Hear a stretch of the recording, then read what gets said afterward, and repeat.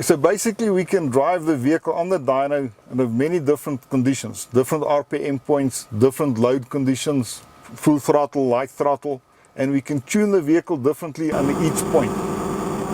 So I can simulate driving on the freeway at a steady speed with light throttle, and I can again tune the vehicle at different throttle positions, different RPM to different mixtures.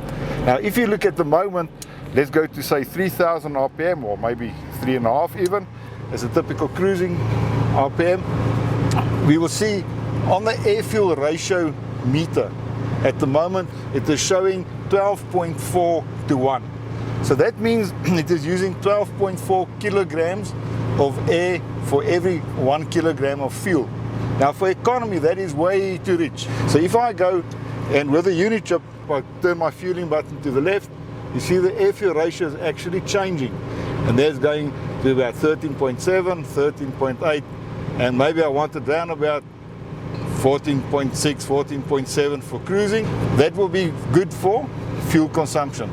Now we've lost a little bit of power for cruising, but while we're cruising we are not concerned about power. We want, our most important aspect is to have optimum fuel consumption.